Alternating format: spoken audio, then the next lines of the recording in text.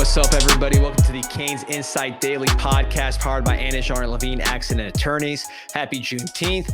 Hope if you have the day off, you are on the CanesInsight.com free forum, 6.9 million posts and counting, getting ready for the season with the best Canes talk anywhere in the world.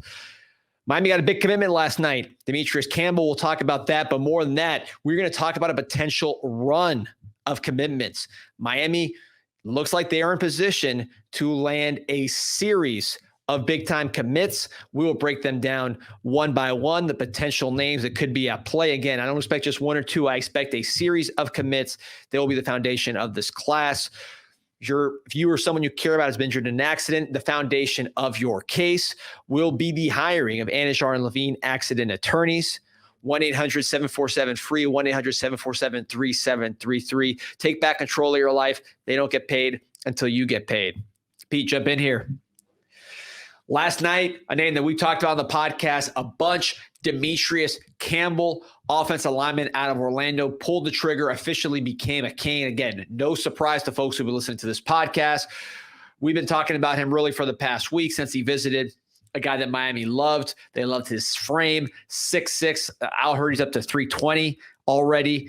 They think he needs some work in the weight room, but the natural aggression for a basketball player that you can't coach. Played basketball in Maine with your boy Cooper Flagg on AAU circuit, comes from a basketball family. Both of his siblings played college basketball. But again, the run blocking, the aggression, I think those were things that Miami really liked with this player, along with, of course, the natural basketball stuff, which is the length and the footwork.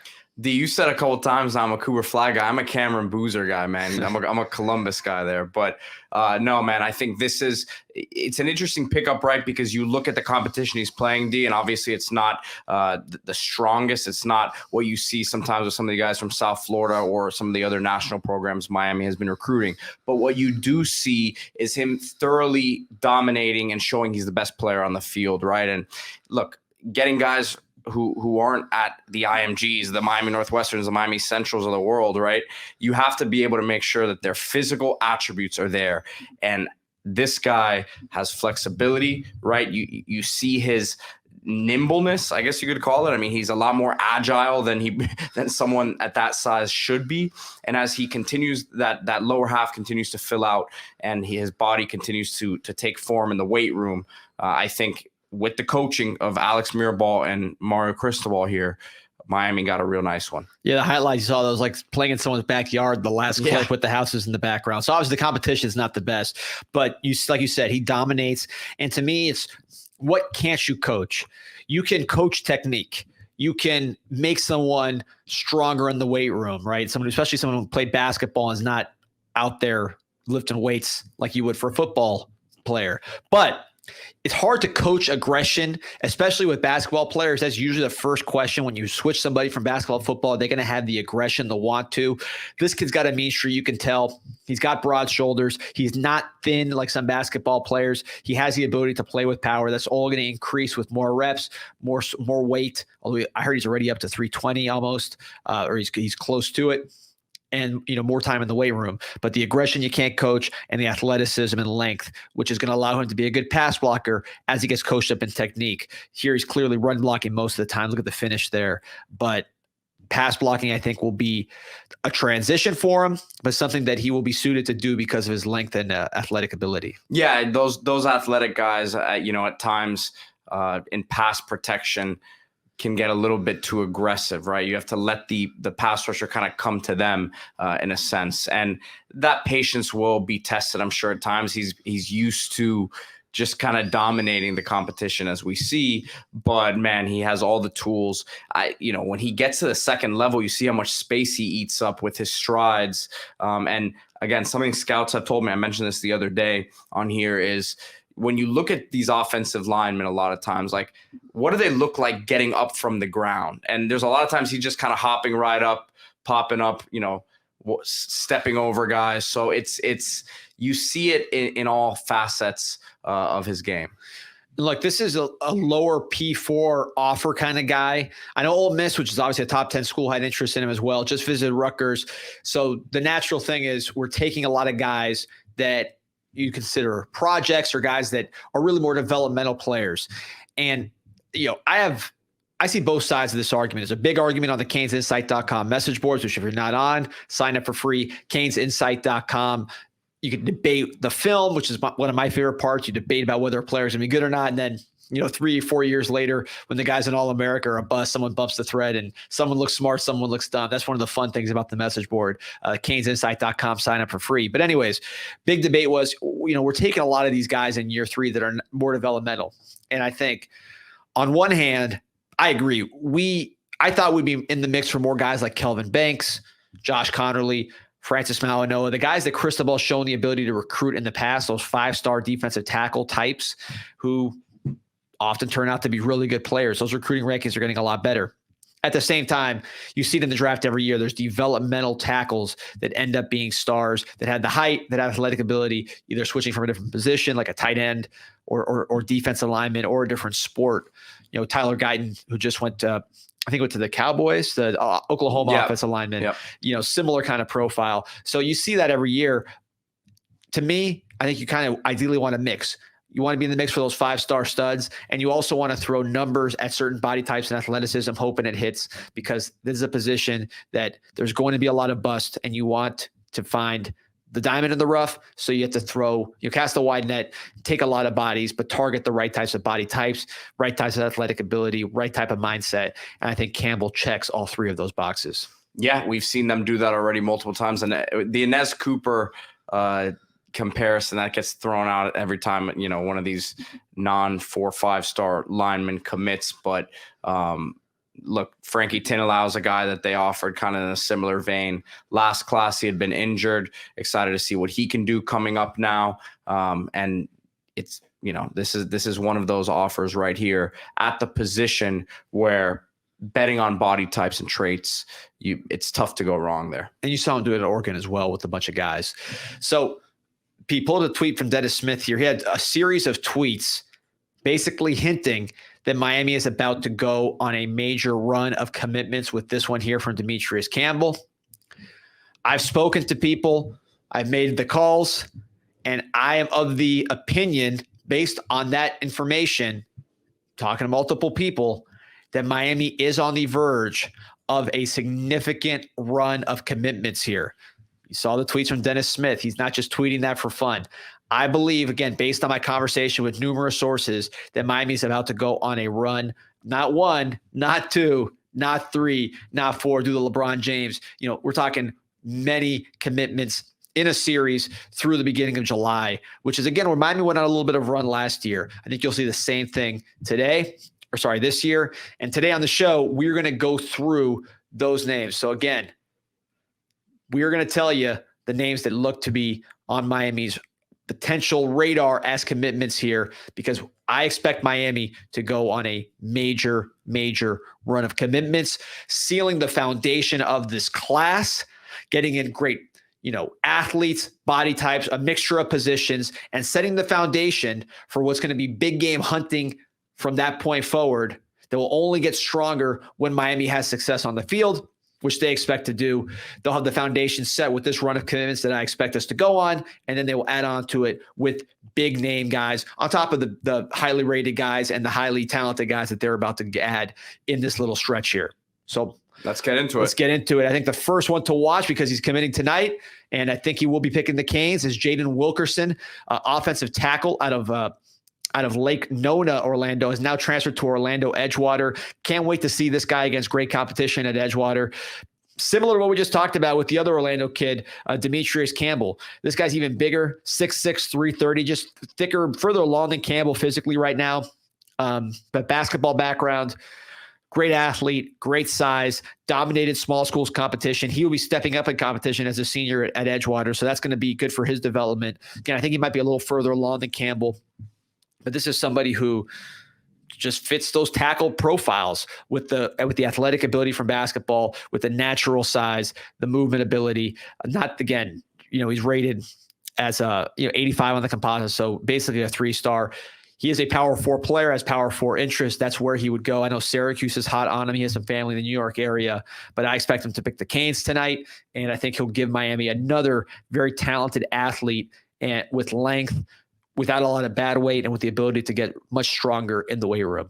Yeah, high upside. I mean, again, a lot of the similar traits that we were just talking about here with Demetrius Campbell. But I have no problem taking as many of these guys as they really, quite frankly, want to, because these traits, man, we've mentioned it multiple times on the show, but Titus Howard, my guy out of Alabama State, these guys are not fully developed when they're coming into the college level. Most of them aren't fully ready when they're coming into the NFL as high picks, right? So there's a lot of room for growth with these types right here. And look, you're not gonna hate on every single one of them, right? There's more to it than just being a good athlete, D, as we understand and we know. But you're gonna be hitting a way higher percentage when you have these body types coming in here. Like, and I don't believe in just trusting the coaches blindly, right? But Cristobal, particularly Mirabal, have a track record with offensive linemen. Mirabal's had a track record developing guys. For every Penei Sewell, who's kind of equivalent to like a Francis Mauanoa on this team, you have other guys who, like an S. Cooper, who we talked about. But beyond that, a lot of guys at Oregon, those great Oregon lines had multiple kind of 3-star body type guys who were developed on top of the Penei Sewells, on top of the Jackson Powers Johnson, the bigger name guys. So I think we are still hunting for some of those big name guys, particularly on the interior, a tackle. You don't always just blindly trust the development, but if you're evaluating the coach here, which is Coach Mirabal, I think he's proven that he can develop these kind of guys, and you give him a little bit of leeway as long as he has the right body types and the right ingredients. Definitely. Now, next one we have up here is a local prospect, D, out of Miami Central. Miami's got to get couple of those guys every year, I think, at least one, but keep that pipeline rolling. You go from a big guy to a smaller guy here. Amari Wallace out of Miami Central, safety / nickel, 5'10", about 175. They'll say 175. He plays for Raw Miami, so saw him the past weekend at the OT7s. Talked to Coach Duaso about him this morning and talked to him a lot in the past. Miami and Louisville are his final two. I like Miami here. This is a 278th ranked player in the country, so he's a 4-star on the composite. Somebody who has made a lot of plays since he was a young player, man. He's gotten comparisons to Cam Kitchens because of his ability to be a ball hawk. But the difference, I think, between him and Kitchens, you see him here as a deep safety. I would say the difference between him and Kitchens is that on top of being able to do that, which that looks just like Cam Kitchens' sophomore or junior film, is that Amari Wallace also can play nickel and cover man. I don't think that Cam Kitchens really had that ability. You see the explosiveness to block kicks, which to me is always a bright green light, right? When it comes to a prospect, you want to see guys blocking kicks because it shows their suddenness and their timing and their instincts and their motor in some cases. So he has that. He's physical like Cam Kitchens. You see him right here. Boom. He's definitely not afraid to lay the wood. I would say he's not as big as Cam Kitchens as far as being that true safety. He's not that much smaller than Cam, but I would say Cam has the size. And again, the advantage with Wallace would be the ability to cover man, which gives him a little more versatility as that safety / nickel. Yeah, and we see how Coach Guidry has no issue with moving those guys around in the defensive backfield there. So great fit in terms of what Miami wants to do. And he's made a couple of big plays here on special teams as well, D, which to me at the high school level, when you're doing that, look, the best players they need to make the plays when they're on the field, whenever they're on the field. And when you see him making those plays on special teams as well, you understand that he's affecting, every facet of the game that he possibly can. Ed Reed, right? He did that all through the pro level. Here it is again. Look, another one. This is when you see it consistent like this, it's a bright green light as far as this is the kind of guy you want on your team.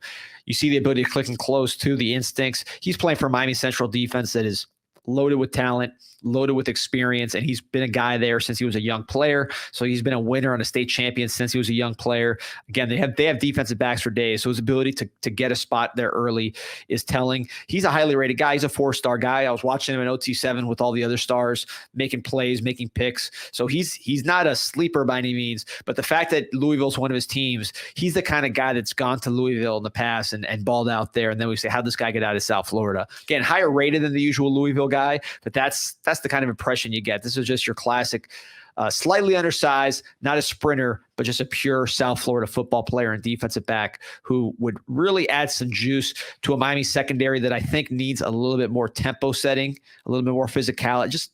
I hate to use that dog mentality and all that stuff, but you really do. I think the secondary needs some more hyper competitive kind of guys. There you see his coverage ability. Play, D. I mean, sorry to cut you off here, but I mean, I think it's this play right here is playing deep safety, and he comes out and I mean, he shoots a beeline there and really, I mean, shows the physicality coming downhill there. And look at on an island here. This is what Cam Kitchens did not do. Again, I love Cam, but that's something that Cam was struggled with, was the man-to-man coverage. There you see him again. I think this is where Amari Wallace really is going to make his name at Miami, just being that nickel who has the ability to cover, but at the same time, boom, can tackle, is going to pull the trigger, is a quick thinker. And if you need to play him in the deep half or center field, single high, he has the ability to get, from hash to hash and make plays on the ball. And then also, boom, come downhill and make a play. So a lot of fun watching these highlights. This is not a project, right? This is a guy that he's going to come in ready to play football, and he's been playing against the best competition, especially at the wide receiver position. He played against Chaminade. He was going against JoJo Trader and Jeremiah Smith. So nothing this guy hasn't seen from a skill standpoint. He should come in ready to play. Yeah, I really love his willingness to tackle and be physical. All right, so moving on to the other side of the ball, moving on to the same side of the ball, but the other side, the other team I mentioned, which was Chaminade, and this is Chris Ewald, a cornerback out of Chaminade, the team that I mentioned playing against Amari Wallace and his central squad, another powerhouse in South Florida. Chris Ewald, another 4-star player.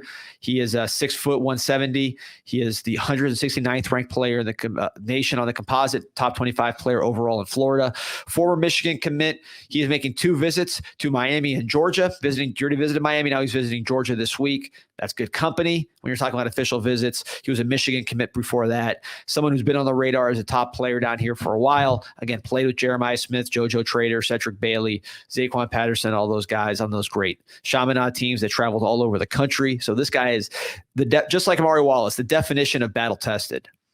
Yeah, and we saw him at the Camp D, huge corner, legit 6'1", pushing probably 6'1.5", 6'2". I don't know what his official measurements were, but when we saw him in person, you can tell how that length can be very tough for opposing receivers to deal with. And once he really, because it's tough some of the time these bigger corners when they're younger, I don't think they understand how to use their body just yet. But you see here, good body control for his size as he continues to.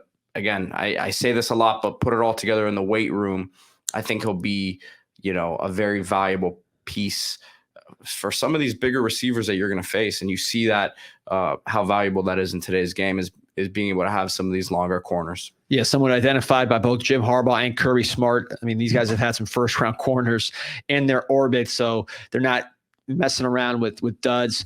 I would put Ewald, I don't think he has the upside of, let's say, a DJ Pickett or a Ben Hanks from just a pure speed and athleticism standpoint. Those guys are multi-sport. Those guys have just real legit sub 4.5, in Pickett's case, probably sub 4.4 speed. I think this is more of your traditional corner guy who's battle tested, been around, played against everybody, and is very familiar with the corner position. I tend to like guys that, again, the corner, you see him playing all over the place and they're more athletes, but there's clearly a place for a proven corner that has this kind of size, which is why he has so many offers and is such a desired player. Because even no matter how much you say you want multi-sport guys, you want kick returners, you want two-way guys at corner, a guy with length, experience, and coverage ability that's in your backyard is going to be a take all day. Yeah. And then again, you've said it multiple times and you see it in all the clips. He's a Chaminade kid. So you gotta continue to stack. I said it with the central situation as well with Amari Wallace, but you gotta get the best players from the best programs down here. Yep. There you see him playing the ball. I think the next step for him is going to be finishing these plays with interceptions, right? You're seeing a lot of pass breakups. A lot of pass breakups, but yeah, he's had multiple opportunities to, actually bring it home and has not done it. But I don't know. I'm getting some shades of DJ Ivy here, D. Maybe it's the number 8, but doesn't look all that twitched up. But again, DJ Ivey, we didn't think he was the fastest guy in the world. He goes out and runs low 4.4s at his pro day, right? And ends up getting drafted. And we understand he played last year and is recovering from an injury. But like sometimes these longer corners and defensive backs, they take time to really fill out and understand how to use those long limbs of theirs, so to speak. So I think that could be the case here with Ewald. I think it's a great comparison. You're right. Get these guys in a strength and conditioning program, and you can't make someone taller in the weight room. You can't make someone's arms longer in the weight room, but you could get them stronger and in many respects faster. DJ is a great example. Someone who's probably running 4.7s in high school on the clocks, and then goes and runs 4.4s before he gets drafted by the Bengals. Ends up playing on their defense as a rookie. Sheldrick Redwine as a safety was someone who ran 4.7s, got into a weight room, and then he was running 4.4 at the combine. So I could see that, I don't think this guy's slow by any means at all. I don't see speed problems, but I could see him getting more physically powerful and explosive with some time in the weight room. But again, 169th ranked player in the country, top 25 in Florida, offers from all the top schools, battle tested, pedigree off the charts. This is someone who's going to jump into a corner room that needs bodies that can play and really improve the depth at that position. As we keep it moving, going to the defensive line here, Derry Norris out of Spruce Creek, Florida. Yeah, so Spruce Creek, that's more like towards Volusia. That's in Volusia County, in that Daytona area. We went up there to get Avante Williams, if anybody remembers that recruitment. So it's that general area, an area that Miami hasn't always had the best success in. 6'3", 265, but I did hear that he's actually gained an inch since the last time he visited Miami when they measured him. That this guy has gained size. They just love the athlete. He's someone who's played edge. He's played inside. He's played stand-up.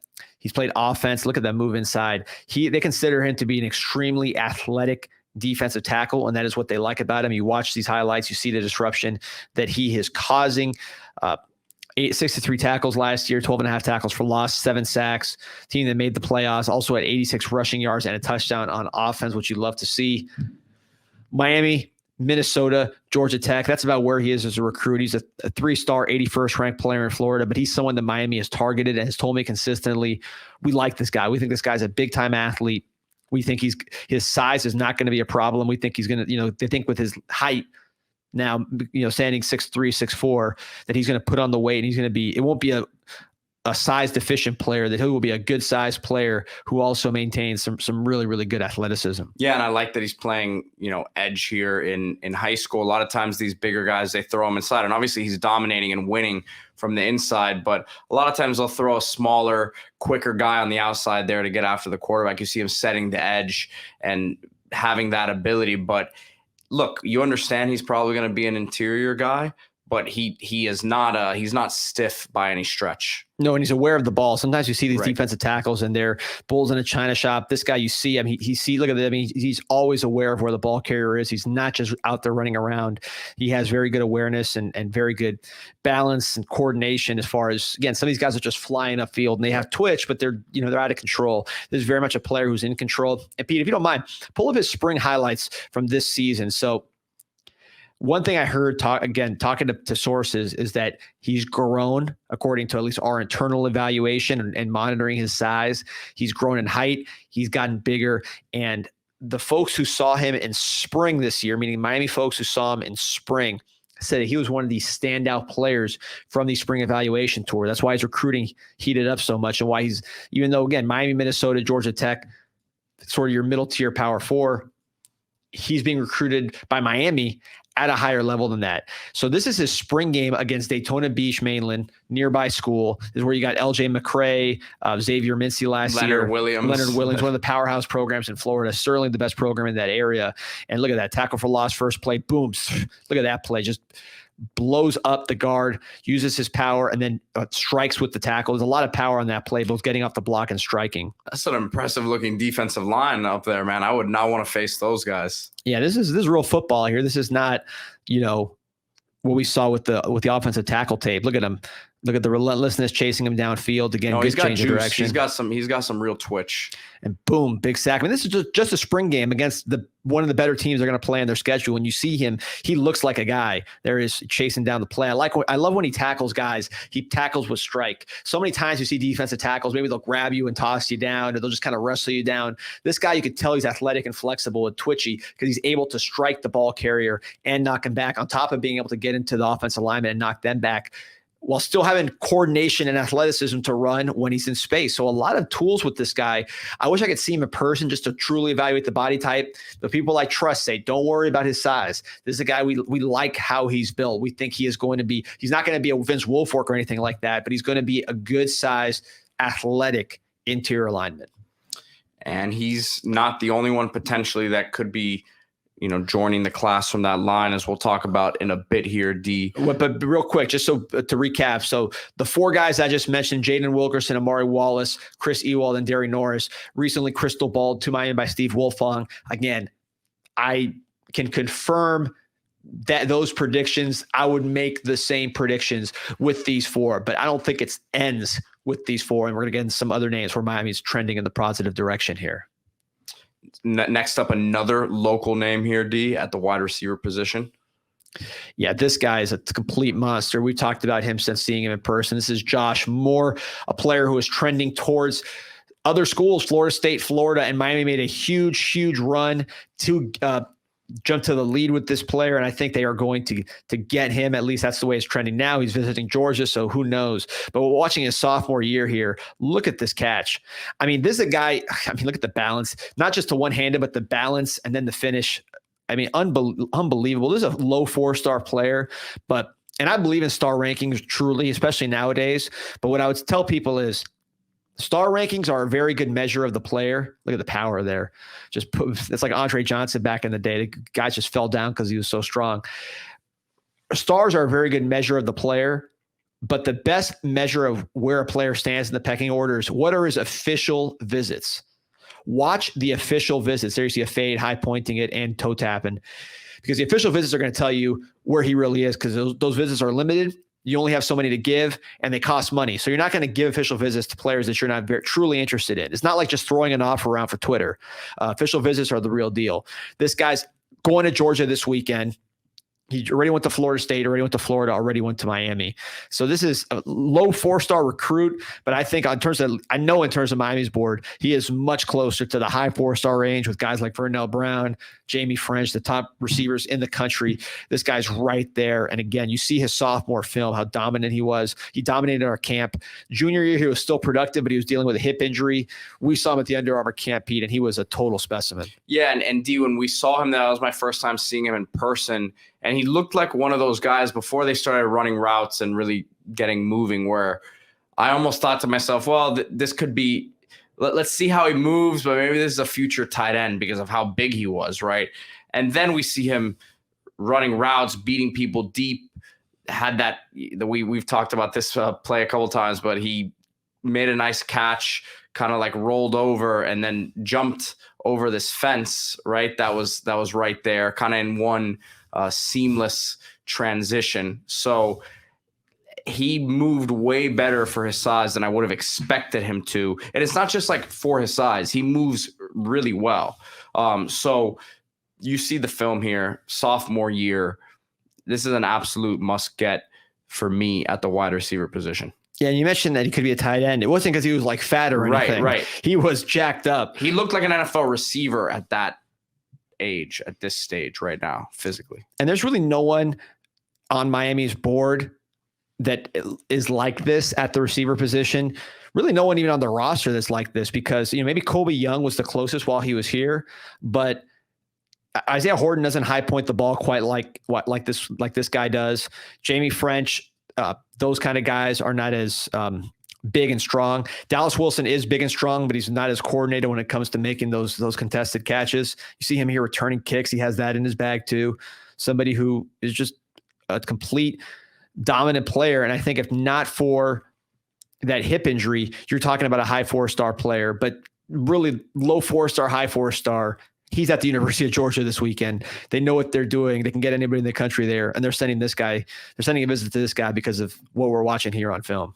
Yeah, to me, this is one of my favorite receivers in the class, 100%, and hopefully the Canes can lock him up. Yep. So again, my sources are telling me strong momentum with Josh Moore. I think they have to withstand this Georgia visit coming up here, but I think Miami has surged to the pack, at least in terms of the big three, and they'll have a good shot to bring this one home. And this would be a major get for the University of Miami at the receiver position. Another guy here, Pete, that I think is top of the board type, stud, big time player, another 4-star guy, Gavin Nicks, the number 160 player in the nation, 4-star linebacker, starter for IMG, really the captain almost. I don't think they named captains, but he acted like the captain for IMG. I heard he's the guy that gets everybody in order. A lot of Jonathan Vilma comparisons, Miami, Florida State, and Oregon on him. Miami had him in for a visit, and they have all the momentum in this recruitment. Love this guy and want him to be the leader of the team. You see the instincts here. The thing with Gavin Nicks, and Miami got Malik Bryant from the school, similar recruiting ranking, thinking he'd be a linebacker, ended up playing edge, which was his natural position, and doing well there as a stand-up linebacker this spring. Nicks is not a conversion guy. Nicks is 100% a linebacker, as you see on this film. He is playing a linebacker. He is reading his keys on defense like a linebacker. The transition is going to be extremely easy for him because of his IQ, his experience. He's not the biggest guy in the world. He's not tiny. He has speed. He has, tackling and physicality to him. And really what you hear from him is IQ. Yeah, well, listen, we want all of the physical freaks at linebacker, and this staff has done a really good job adding those guys the last class, a couple classes here. But at the end of the day, you still need a quarterback in the middle of that defense and quick to diagnose. We talk about football IQ. He makes his mind up quickly. He sees the field very clearly, obviously, and he shoots the gap. I mean, you see it right there. As soon as he sees the opening, he diagnoses it and he attacks. And the highlight reel is good. You're watching the highlight reel. The highlight reel is good. Yeah. But the game film with him is really what stands out because he's consistent. It's not just 2 splash plays and then you're looking for him. He's around the ball constantly. He's getting guys in line. You see him here on passing downs, being able to show that skill set, which he's going to need to be a 3-down linebacker, which Miami expects him to be. Just a very, very steady, consistent player who Miami has identified as a potential leader of this class, a leader of the defense, and a big-time target right on top of the board. Gavin Nicks, Miami's got a lot of momentum. They're going to love. They would love to get this guy, and they're going to push hard. IMG, got to keep doing your job over there. Yes, sir. All right, next up here, as we keep it moving, another defensive lineman, Walter Mattis out of the Savannah, Georgia area. Some of the we talked about a ton. We love him. Listed at 6'3", 285. Might not be even that height, but he is so explosive. Calvary Day School in Savannah, so the competition is light, but he does exactly what you want to see. He dominates it. We're watching here, not even a highlight reel. We're watching a game cut up from his junior year, and he just makes this one game look like a highlight reel because he is so explosive. He's constantly in the backfield. Good friend of Herbert Scroggins, an edge who's visiting, also from Savannah. He's visiting this weekend. Elijah Griffin, who visited a prior weekend. Walter Mattis, he already did his visit. 422nd ranked player in the nation, so a high 3-star. Remember what I said about the official visits? This guy has official visits. LSU, Clemson, Auburn, Miami, some big-time defensive line schools on that list. They know what it looks like, and it looks like this. The twitch, the explosiveness. Miami had a great visit with Walter Mattis. Again, heavy hitters involved in this recruitment, but I think Miami has a lot of momentum, and they would love to add this guy for the player. And then the bonus is, they take any one of those 3 guys, but the bonus is he's friends with 2 of Miami's top defensive line targets. So a no-brainer take for the Miami Hurricanes. Yeah, the twitch is obvious. And look, Miami missed on a guy who wasn't the biggest a few years back out of Miami Northwestern, and Kalijah Cansey, who ended up being a first-round pick, obviously out of Pitt, went to the Buccaneers and had a great rookie season. But I'm not saying he's Kalijah Cansey, but when you have, he's not going to be a 6'4" behemoth in there. But when you have these outliers in terms of his quickness and juice, I call it juice, but you just see it pop on tape.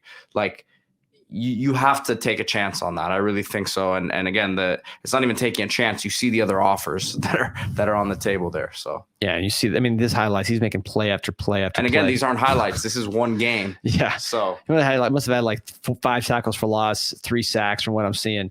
But anyways, you mentioned Kalijah Cansey, another guy, Byron Murphy from Texas.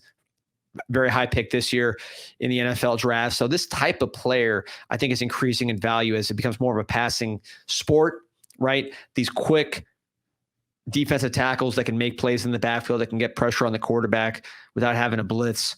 They are becoming a very, very hot commodity, because if you're a quarterback, the last thing you want is a defensive tackle coming straight down the middle. You can't step up in the pocket when a D tackle beats the guard and is coming right towards you. You can maybe get outside and now your field's split in half and you got other guys chasing you, but you can't just step up in the pocket and scan the field when it's coming straight to you. That's why interior pass rush, which Walter Mattis brings, which Cansey brought, which Byron Murphy brought, is so valued by the NFL and by college Aaron teams. Donald. I mean, that's why he was arguably the most valuable player and non-quarterback player in the league the last 7-8 years. Yep. Let's stay in the deep South here. We talked about Savannah, Georgia. Now we're going to Phoenix City, Alabama, and Central High School for wide receiver Dalen Upshaw. 3-star player, probably a mid 3-star player, but just visited the University of Florida. He's got Kentucky pushing for him right now. Auburn's in the mix there, but is a guy Miami really, really likes. Extremely productive player. We've talked about him on the past on this show. He's got size. From watching the film, it's hard to tell. He looks strong. Couldn't tell how strong he was in terms of his body. But talking to people who have seen him in person on the 7-on-7 circuit, I heard he does have a little more weight than people give him credit for. He's not a skinny wide receiver at all. He does have some size. But what's really, to me, jumps out watching these highlights, which I find to be very, very strong, is just the route running. And this guy was extremely productive, 1,000+ receiving yards, and he played with a 5-star teammate who went to Auburn. So he had plenty of competition for balls, but he was still just getting open. See him shed the tackle there, finish the catch with the touchdown. The route running, the instincts. Wide receiver, I always say it on the podcast, is a production position. Nikar, very productive guy that Miami brought in, who came in right away and made plays. You need guys who make plays and just find a way to get the ball. There again, you see the strength to finish that catch and go to the end zone.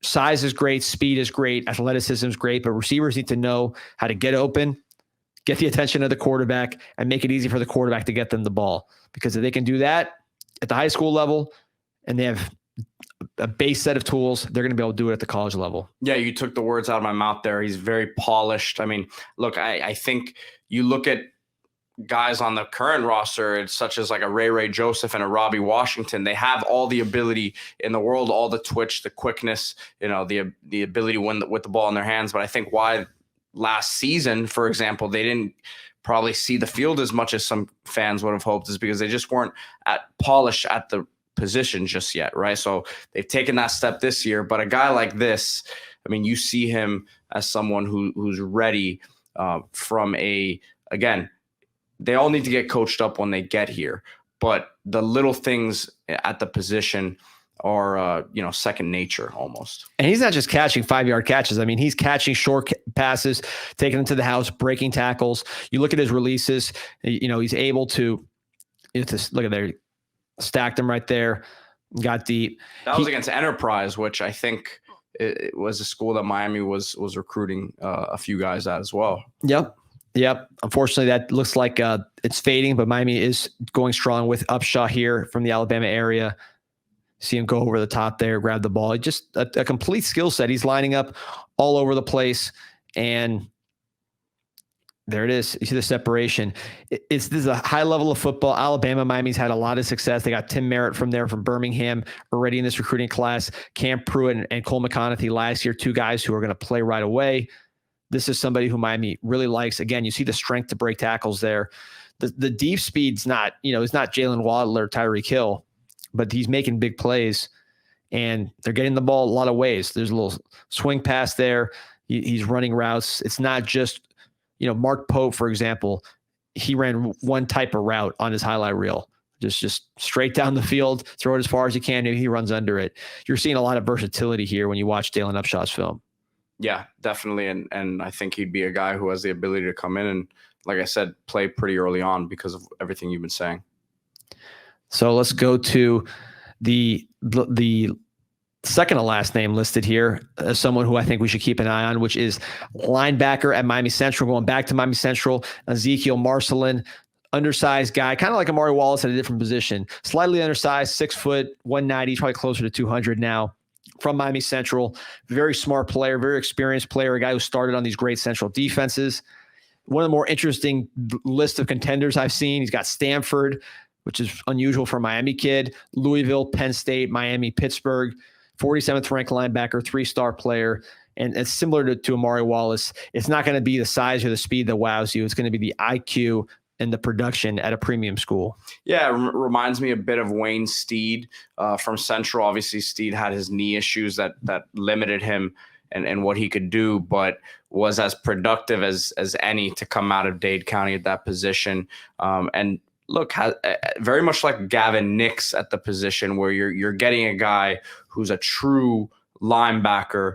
He's not necessarily, he is a good athlete, a very good athlete, as we can see here, but he's not an athlete that you're turning into a linebacker, D. Yeah, no, a true linebacker. You already have Elijah Melendez committed. He's visiting this weekend. Miami would love to seal that.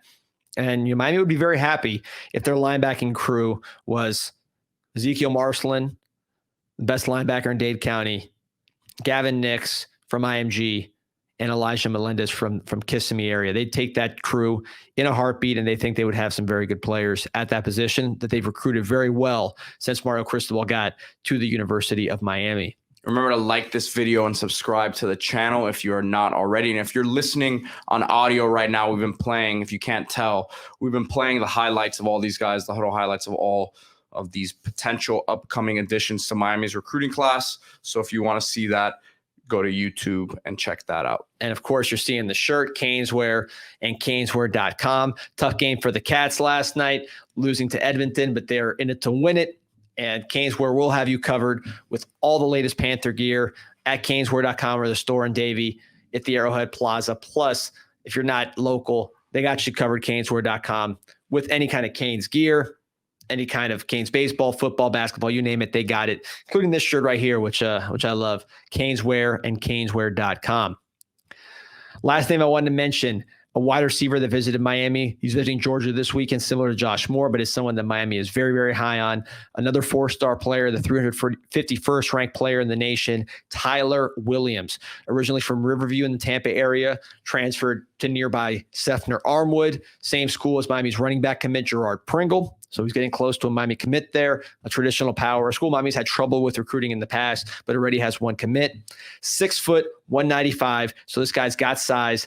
What I like about him is it's just big play after big play on his highlight reel. He is a big play guy, but he's also 6'1", 195. So he has strength. I heard he's a very high character guy, plays basketball, plays little defense, plays special teams, does a little bit of track, high jump. So he's got a versatile skill set, and you watch the kick returns. He's not like that was an onside kick. I think it looked like an onside kick attempt, or that. Let me pull that back again. But that looked like a pooch kick or something. They were trying to obviously keep it away from him.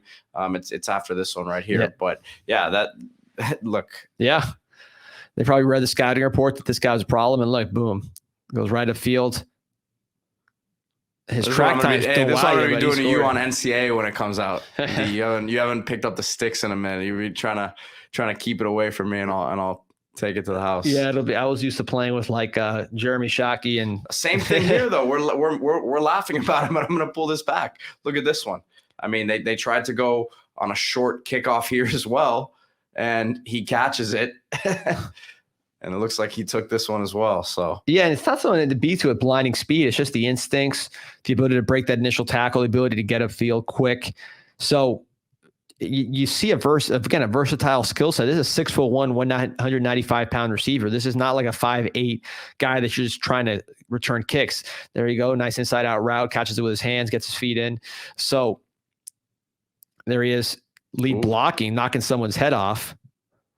Here we go, got a one-handed catch.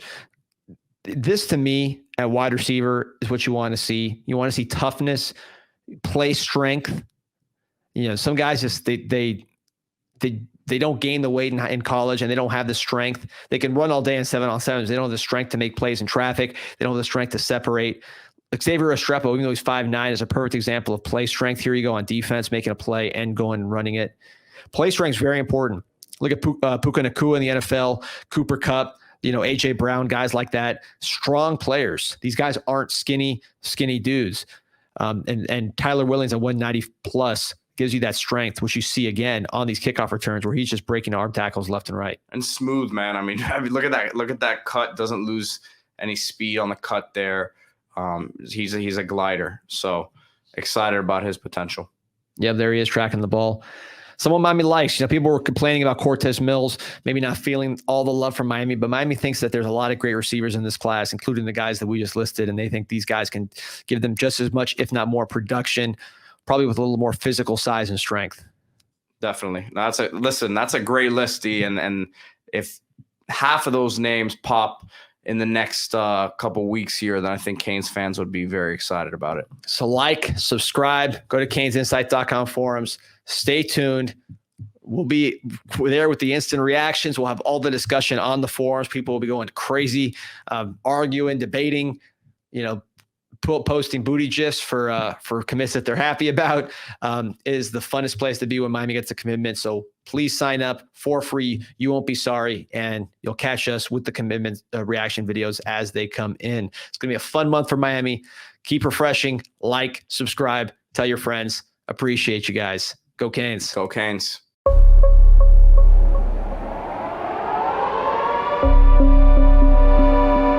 Yeah, this an insight to the Canes, and we ain't playing no games. Joaquin said dominate, so that's what we do. Home of the legends and 7th floor crew, down in Miami where hurricanes brew. You here for the rumors, we bring you the news, cause it's all about the you, and nobody do it like CanesInSight.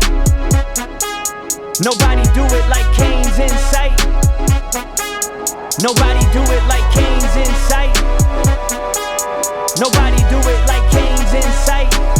It's CanesInSight.